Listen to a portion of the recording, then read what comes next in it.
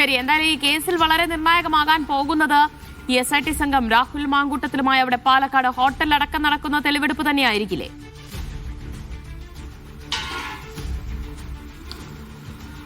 തീർച്ചയായും പാലക്കാട്ടെ ഹോട്ടലിൽ നിന്ന് ഈ കസ്റ്റഡി എടുത്ത സമയത്താണ് ഏറ്റവും പ്രധാനപ്പെട്ട തെളിവെടുപ്പ് എന്നുള്ളത്. ഈ പത്തനംതിട്ടയിൽ ബലാത്സംഗം നടന്ന ഈ മുറിയിൽ ഉള്ള തെളിവെടുപ്പായിരിക്കും. അവിടെ വെച്ചാണ് അത് രാഹുൽ മാങ്കൂട്ടത്തിലും സമ്മതിക്കുന്നുണ്ട്. ഉഭയകക്ഷി സമ്മതപ്രകാരം ഉള്ള ഒരു ലൈംഗിക ബന്ധം എന്ന് പറയുമ്പോൾ അത് രാഹുൽ മാങ്കൂട്ടത്തിലും അത് സമ്മതിക്കുന്നുണ്ട്. ആ പശ്ചാത്തലത്തിൽ ആ മുറിയിൽ വെച്ച് നടക്കുന്ന തെളിവെടുപ്പാണ് ഏറ്റവും നിർണായകം. അത് കൂടാതെ ഈ പാലക്കാട്ടെ ഫ്ളാറ്റിലും അതോടൊപ്പം തന്നെ പാലക്കാട്ടെ ഈ ഹോട്ടൽ മുറിയിലും തെളിവെടുപ്പ് ഉണ്ടാകും. അതിൽ എന്തെല്ലാം കാര്യങ്ങളാണ് കണ്ടെത്തുക, അതിൽ ഒരുപക്ഷെ ഈ യുവതി ഇവിടെ ഈ ഫ്ളാറ്റിൽ എത്തിയിട്ടുണ്ടോ എന്ന കാര്യത്തിലൊന്നും ഒരു വ്യക്തതയില്ല. പാലക്കാട്ടെ ഫ്ളാറ്റിൽ എത്തിയിട്ടുണ്ടോ എന്ന കാര്യത്തിൽ വ്യക്തതയില്ല. അതോടൊപ്പം പാലക്കാട് ഇവർ പല സ്ഥലത്തും സഞ്ചരിച്ചിട്ടുണ്ട്. ആ ഇടങ്ങളിലെല്ലാം തന്നെ തെളിവെടുപ്പ് ഉണ്ടാകാനുള്ളൊരു സാധ്യതയാണ് കാണുന്നത്.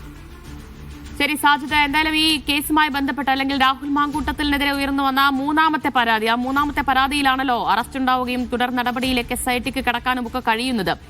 ഈ പരാതിയുമായി ബന്ധപ്പെട്ട് ഈ കുറ്റം തെളിയിക്കാൻ തക്ക എന്തൊക്കെ വിവരങ്ങൾ, തെളിവുകൾ, ഡിജിറ്റൽ തെളിവുകൾ, മൊഴികൾ, അതൊക്കെ ഇപ്പോൾ അന്വേഷണ സംഘത്തിന്റെ പക്കലുണ്ട്?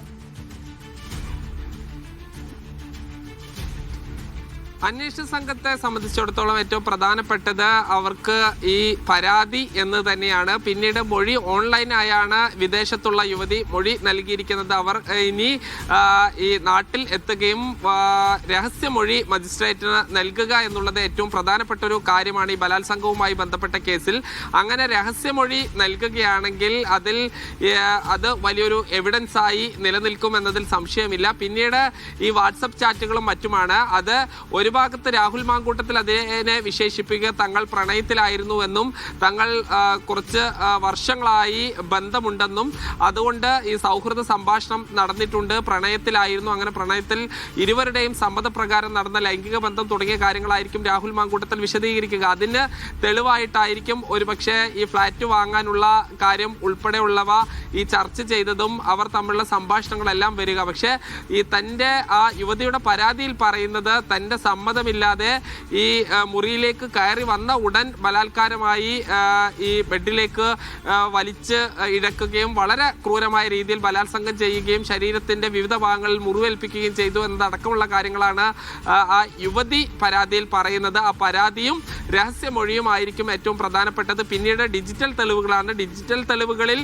ഈ രാഹുൽ മാങ്കൂട്ടത്തിന് വാദിക്കാൻ കഴിയുന്ന കാര്യങ്ങളും യുവതിക്ക് വാദിക്കാൻ കഴിയുന്ന കാര്യങ്ങളുമുണ്ട്. ഇതിൽ കൂടുതൽ എന്തെങ്കിലും ഉണ്ടോ എന്നുള്ളത് കൂടിയാണ് ഈ ഫോണുകളുടെ പരിശോധനയിൽ നിന്ന് വ്യക്തമാകേണ്ടത്.